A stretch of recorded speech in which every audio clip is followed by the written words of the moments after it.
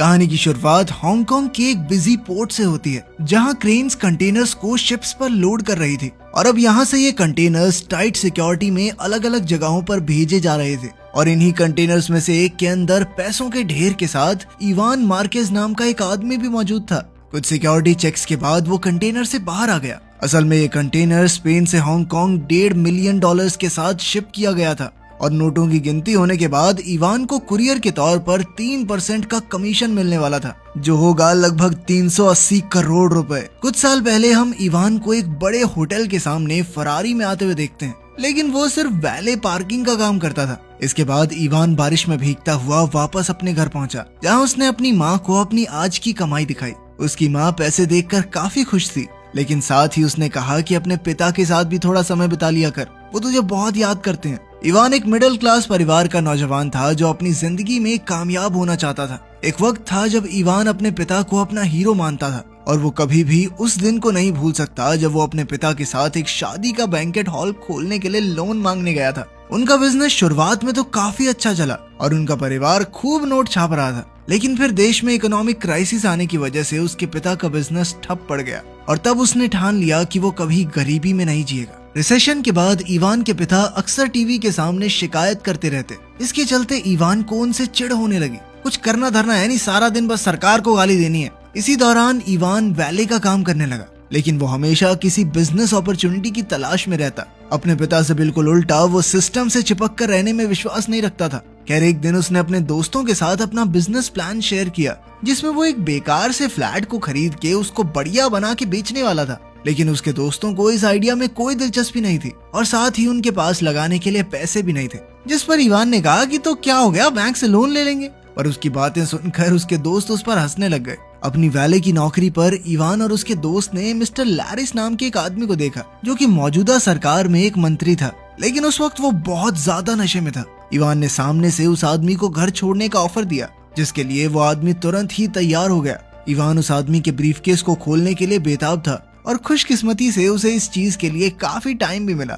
उस ब्रीफकेस के अंदर पैसों का ढेर देखकर वो हैरान रह गया और उसने तुरंत ही कुछ नोट निकाल लिए। थोड़ी देर बाद जब वो लोग उसके घर पहुंचे तो इवान सीधा उस औरत से मिला जिसके लिए वो पॉलिटिशियन काम करता था। इवान का मानना था कि वो इस नशेड़ी से बेहतर काम कर सकता है, उसे फर्क नहीं पड़ता चाहे उनका बिजनेस जो मर्जी हो। उसने ये भी बताया कि पॉलिटिशियन पीठ पीछे उनसे चोरी कर रहा था। पैसे तो उसने निकाल ही लिए थे, तो उसकी बात सच निकली। साथ ही मैरी को इवान का कॉन्फिडेंस बहुत अच्छा लगा और फिर उसने इवान को डिलीवरी के लिए 10,000 यूरोज ऑफर किए, जिसे इवान खुशी खुशी पहुंचाने के लिए तैयार हो गया।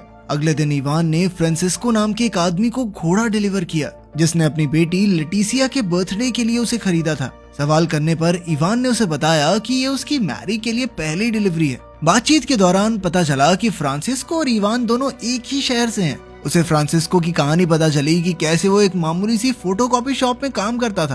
फिर धीरे धीरे कुछ बड़े लोगों से हाथ मिलाकर वो आज यहाँ तक पहुँच गया है। अब इवान को फ्रांसिस्को से मैरी के लिए कैश का ब्रीफकेस डिलीवर करना था, लेकिन ये काम इतना आसान नहीं था।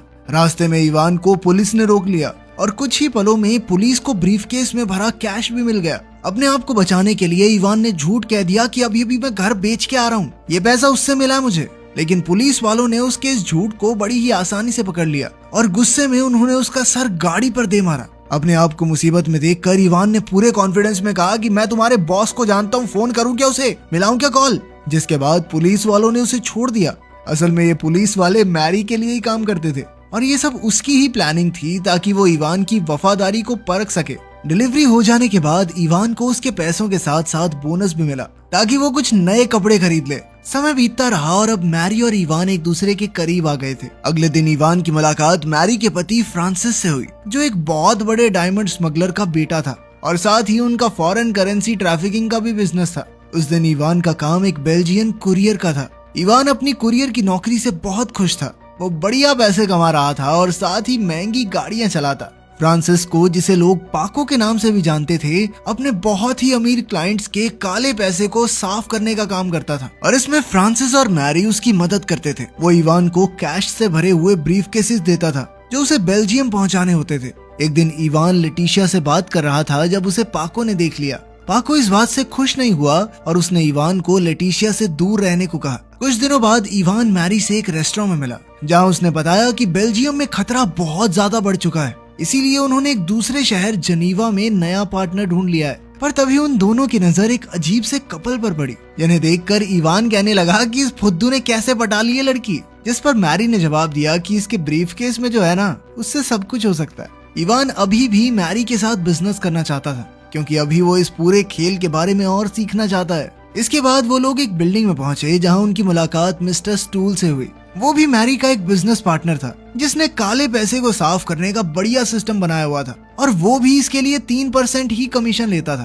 कुछ देर बाद अपनी माँ से बात करते हुए इवान ने उसी आदमी को टीवी पर देखा जिसकी वो सुंदर सी गर्लफ्रेंड थी। टीवी पर इवान ने उसकी पत्नी को भी देखा और वो समझ गया कि रेस्टोरेंट वाली लड़की से इसका अफेयर चल रहा है। इवान शांति से उसके वापस आने का इंतजार करता है ताकि उसके कमरे में कैमरास इंस्टॉल करके उसे ब्लैकमेल कर सके। उस आदमी का नाम लुइस था और इवान ने उसके कमरे में घुसने के लिए एक क्लीनर को थोड़े पैसे भी दिए, लेकिन बदकिस्मती से रेस्टोरेंट के सिक्योरिटी ऑफिसर यानिक ने उसे रंगे हाथों पकड़ लिया। पर असल में तो यानिक भी उतना ही हरामी था, उसको सिर्फ इवान के मुनाफे का एक हिस्सा चाहिए था। जिसके बाद यानिक ने खुद कैमरा इंस्टॉल किए। इसके बाद जो वीडियो एविडेंस उन्हें मिला वो लुइस को ब्लैकमेल करने के लिए काफी था। इवान को पूरा भरोसा हो गया कि यानिक उसका एक बहुत बढ़िया पार्टनर बन सकता है, क्योंकि ताकतवर होने के साथ साथ उसका दिमाग भी बहुत तेज था। काम खत्म होने के बाद उन दोनों ने मस्त पार्टी करते हुए रात बिताई। इसके बाद इवान ने मैरी से मिलकर उसे बताया कि काफी समय से उसकी माँ उससे मिलने की जिद कर रही है। मैरी ने तुरंत ही कह दिया कि भाई कोई बात नहीं, जितने दिन की छुट्टी चाहिए ले ले, क्योंकि उसके मुताबिक परिवार सबसे जरूरी है। साथ ही उसने इवान को एक घड़ी भी तोहफे में दी, क्योंकि उसका मानना था कि एक इंसान की घड़ी और जूते उसके बारे में सब कुछ बता देते हैं। इसके बाद इवान और यानिक लुइस से मिलने पहुंचे। उन्होंने उसे फुटेज दिखाकर कहा कि या तो पुलिस से बात करके अपनी इमेज खराब कर ले या फिर हमारे साथ मिलके काम कर ले। वो स्पेन से स्विट्जरलैंड तक पैसे ले जाना चाहते थे और साथ ही वो लुइस के शहर में भी एक ब्रांच खोलना चाहते थे, जिसके लिए उन्हें लुइस की जरूरत तो थी। शुरुआत में तो लुइस थोड़ा हिचक रहा था, लेकिन मजबूरन उसे उनकी सारी शर्तें माननी पड़ी। इसके बाद उनकी लुइस से डील हुई कि वीडियो डिलीट करने के बदले में वो उन्हें सारे मेन बंदों से मिलवाएगा। शुरुआत में इवान को इस बात का अंदाजा नहीं था कि पुलिस की एक स्पेशल यूनिट इस इवेंट पर नजर रखे हुए थी, और यहीं से हेड इंस्पेक्टर रॉय को इवान के बारे में पहली बार पता चला। जल्द ही लुइस के सपोर्ट और बैकिंग के साथ इवान बड़े बड़े लोगों से मिलने लगा और उनका बिजनेस कैसे काम करता है समझता चला गया। साथ ही लुइस ने इवान को अपना खास बताते हुए उन लोगों में उसका भरोसा भी बनवा दिया। इसके बाद इवान मैरी से मिला और उसे अपने नए बिजनेस के बारे में बताया, लेकिन मैरी को सिर्फ एक बात की चिंता थी कि फ्रांसिस्को उसकी इस हरकत से खुश नहीं होगा। उसे नहीं अच्छा लगेगा कि दो नए लड़के उसके क्लाइंट्स छीन रहे हैं, क्योंकि अगर इवान और यानिक उनका काला पैसा साफ नहीं करेंगे तो फ्रांसिस्को करता। लेकिन इवान का मानना था कि इस धंधे में सबके लिए काफी पैसा है, और साथ ही उसने वादा किया कि वो फ्रांसिस्को के क्लाइंट नहीं खींचेगा। रात साथ बिताने के बाद इवान मैरी को रुकने के लिए कहता है, लेकिन मैरी ने कहा कि वो क्रिसमस अपने परिवार के साथ ही मनाना चाहती है। जब इवान अपने परिवार से मिलने मैड्रिड आया तो वो बहुत सारे तोहफे लेके आया उनके लिए, लेकिन उसके पिता बिल्कुल भी खुश नहीं थे, क्योंकि वो 1% उसके काम के बारे में नहीं जानते थे। वो लगातार इवान से उसके काम के बारे में पूछने लगे। इवान ने ऐसे ही कह दिया कि कुछ बड़े लोगों के साथ इंपोर्ट एक्सपोर्ट का काम करता हूँ मैं, लेकिन उनकी ये बातचीत जल्द ही बहस में बदल गई। अपने पिता से लड़ाई करने के बाद इवान अपने पुराने दोस्तों से मिलने गया, और अब वो पुराने फ्लैट्स को खरीद कर नया बना के बेचने का काम ही कर रहे थे। कुल मिलाकर उन्होंने इवान का ही बिजनेस आइडिया चुरा लिया था, जैसा कि इवान ने उन्हें सालों पहले करने को कहा था। समय बीतता गया, पैसे आते गए और इवान का बिजनेस फलता फूलता रहा। ऐसे ही एक मीटिंग के दौरान उसकी मुलाकात फ्रांसिस्को और लेटिसिया से हुई। फ्रांसिस्को इस बात से नाराज था कि इवान उसके क्लाइंट्स को अपनी तरफ कर रहा है, और उसने इस बारे में इवान को चेतावनी भी दी। लेकिन जब उसके बाद भी इवान नहीं माना तो फ्रांसिस्को ने अपने कुछ आदमियों को इवान और यानिक को सबक सिखाने के लिए भेजा। वो सिर्फ ये दिखाना चाहता था कि उसके इलाके में बिजनेस करने का उन्हें कोई हक नहीं है। इस हादसे के बाद भागने की बजाय इवान ने फ्रांसिस्को का सामना करने का फैसला किया, और उसने उसे यकीन दिलाया कि वो फ्रांसिस्को की क्लाइंट्स को नहीं छेड़ेगा। साथ ही उसने फ्रांसिस्को को कहा कि सर देखो, मैं आपके एरिया में काम कर रहा हूँ ना, आप प्रॉफिट का 30% ले लो। उसकी ये बातें सुनकर फ्रांसिस्को बहुत ज्यादा खुश हो गया। इस दौरान इवान ने बहुत पैसे कमाए, और इसी के चलते उसमें कुछ ज्यादा ही गुरूर आ गया था। और जब मैरी ने उसके बदलते बर्ताव के बारे में कुछ कहा तो वो गुस्सा हो गया। उसका मानना था कि जो सबसे ज्यादा पैसे लेके आ रहा है उसकी इज्जत तो करनी पड़ेगी। खैर, मैरी ने उसे ये भी बताया कि उसके पति को फ्रांसिस्को पर चल रही इन्वेस्टिगेशन के बारे में खबर मिली है, और इसीलिए उसने इवान को इस सब से दूर रहने को कहा। लेकिन इवान ने उसकी सलाह नहीं मानी और अपना बिजनेस और बढ़ाने का प्लान बनाया। कुछ समय बाद इवान की नजर एक पार्टी के बाहर खड़े अंडरकवर पुलिस वालों पर पड़ी और उसने उनके पास जाकर कहा कि अपने बॉस के पास ले चलो। वो पुलिस वाले उसे पुलिस स्टेशन ले गए, जहां इवान की मुलाकात इंस्पेक्टर मैनुअल रॉय से हुई, जो उस समय इंक्वायरी का इंचार्ज था। इवान ने कहा कि मैं पुलिस की मदद करने को पूरी तरह तैयार हूँ और मेरा बॉस है फ्रांसिस्को, मैं तो सारे पैसे उसी को देता हूँ, उसके बारे में तो मैं पूरी जानकारी दूंगा। लेकिन इसके बदले में उसने अपने लिए पूरी सेफ्टी और प्रोटेक्शन की मांग की और उसने अपने प्रॉफिट का 30% फ्रांसिस्को को देने का वादा भी इसीलिए किया था ताकि वो बाद में उसे फंसवा सके। लेकिन अब उसे एक ऐसे सबूत की जरूरत थी जिससे ये साबित हो जाए कि उसने पुलिस को फ्रांसिस्को के बारे में नहीं बताया, और इसीलिए वो लेटिसिया को पेरिस ले गया, जहां एक हफ्ते के लिए उसने लेटिसिया की हर एक डिमांड पूरी की। वो लेटिसिया के साथ प्यार का नाटक सिर्फ इसलिए कर रहा था कि किसी को उस पर शक ना हो और वो कह सके कि मैं तो अपनी गर्लफ्रेंड के साथ बाहर गया हुआ था, मुझे क्या पता। खैर कुछ दिन बाद जब लेटिसिया ने टीवी पर अपने पिता के जेल जाने के बारे में सुना तो वो तुरंत ही मैड्रिड वापस जाने के लिए तैयार हो गई। लेकिन उसे इस बात का बिल्कुल अंदाजा नहीं था कि इवान ही उसके पिता की गिरफ्तारी का जिम्मेदार है। लेकिन जब इवान शहर में वापस आया तो लेटिसिया ने उसे अजनबी लड़कियों के साथ सोते हुए पकड़ लिया, जिससे वो समझ गई कि इवान ने उसके साथ प्यार का झूठा नाटक किया था। फ्रांसिस्को के जेल जाने के बाद इवान ने सबको कहा कि जब तक वो छूट कर नहीं आता तब तक उसके क्लाइंट मैं संभाल लेता हूँ। लेकिन मैरी और उसके पति फ्रांसिस को ये सही नहीं लगा, क्योंकि पुलिस के पास फ्रांसिस्को के क्लाइंट्स की जानकारी होगी और उनका काम करने के चक्कर में वो फंस सकता है। इवान ने उनकी बात मान ली और अभी के लिए अपना बिजनेस बंद कर दिया। उसने अपने सारे बचे हुए पैसे मैड्रिड में पार्टी करते हुए उड़ा दिए और जब पैसे खत्म हो गए तो इवान अपने घर वापस आ गया, जहाँ पहुंचकर उसे पता चला कि उसके पिता गुजर गए थे और उसकी माँ को अब मदद की सख्त जरूरत थी। अपने घर लौटने के बाद भी वो नए बिजनेस आइडियाज के बारे में सोचता रहा और आखिरकार उसे चाइनीज माफिया के बारे में पता चला। इवान ने लुइस से याओ मिंग के बारे में जानकारी ली। मिंग यहाँ से लोगों का काला पैसा चाइना तक पहुँचाता था, लेकिन वो पुराने घिसे पिटे तरीकों का इस्तेमाल करते और अक्सर पकड़े भी जाते।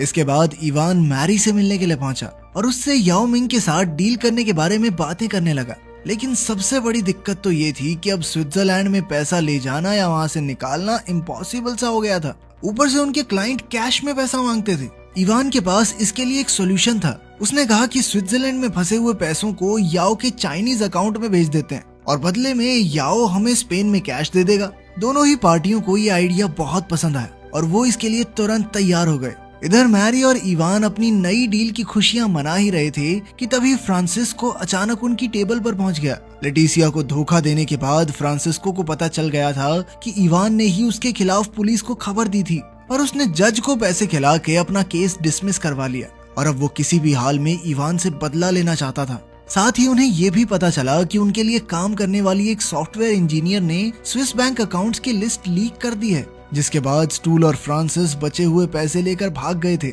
अब इवान और मैरी तुरंत समझ गए कि वो बहुत बड़ी मुसीबत में है, क्योंकि उनके तो ज्यादातर क्लाइंट उस लिस्ट में थे। अब पुलिस उनका पीछा कर रही थी तो उन्होंने भागने की पूरी कोशिश की, लेकिन अचानक से उनके चाइनीज क्लाइंट के कुछ आदमियों ने आकर उन्हें पकड़ लिया, जिसके बाद उन दोनों को याओ मिंग के पास ले जाया गया, जो कि खुद भी बहुत बड़ी मुसीबत में था क्योंकि पुलिस उसका भी पीछा कर रही थी। मिंग को लग रहा था कि इवान ने उसके बारे में पुलिस को बताया है और इसी चक्कर में वो इवान और मैरी दोनों को मारना चाहता था। जैसे ही याओ इवान पर गोली चलाने ही वाला था तभी इवान ने जल्दी से एक प्लान बनाया, जिसके मुताबिक उसने याओ से वादा किया कि वो खुद उसके पैसे को मंजिल तक पहुंचा के आएगा। उसने याओ को भरोसा दिलाया कि वो कैश से भरे कंटेनर में खुद छुपकर स्पेन से हांगकांग तक याओ के सारे पैसे ट्रांसफर कर देगा। ये प्लान रिस्की जरूर था, लेकिन इकलौता ऐसा प्लान था जिसमें इवान जिंदा बच सकता था। साथ ही अगर इवान हांगकांग पहुंच गया तो याओ को ये डर नहीं होगा कि वो पुलिस से बात कर सकता है। प्लान के मुताबिक इवान बिल्कुल सही सलामत हांगकांग पहुंच गया और अब 3% मिलेंगे ये सोचकर वो बहुत खुश था। लेकिन अचानक से पुलिस वालों ने आकर उसे गिरफ्तार कर लिया, जिसके बाद उसे वापस स्पेन भेज दिया गया। और अब वो जानता था कि उसके लिए सिर्फ एक ही उम्मीद है कि उसे एक अच्छा लॉयर मिल जाए जो उसकी सजा कम करवा दे, क्योंकि सजा होनी तो पक्की है। लेकिन उसके वकील ने उसे बताया कि कम से कम 15 साल की जेल तो पक्की है भाई तुझे, जिस वजह से इवान ने पुलिस इंस्पेक्टर को रिश्वत देने की कोशिश की, पर बदकिस्मती से वो पुलिस वाला बिकाऊ नहीं था। इसके बाद इवान को पता चला कि असल में मैरी ने अपनी जान बचाने के लिए पुलिस को उसके बारे में बताया था, जिस वजह से उसे हांगकांग में पकड़ लिया गया। इवान समझ सकता था कि उसने अपनी जान बचाने के लिए ऐसा किया और अगर शायद मैं भी उसकी जगह होता तो ऐसा ही करता। बाद में याओ मिंग भी पुलिस के हाथ लग गया। आखिर में इवान जेल जाने वाला होता है, जहां उसे आखिरकार अपने पिता की बात सही लगती है और एक इंटरव्यू में वो कबूल करता है कि पैसे लोगों के सर चढ़ जाते हैं और उसके साथ भी कुछ ऐसा ही हुआ था। वीडियो पसंद आई तो लाइक कर देना, चैनल को सब्सक्राइब कर लेना। मिलते हैं अगली वीडियो में।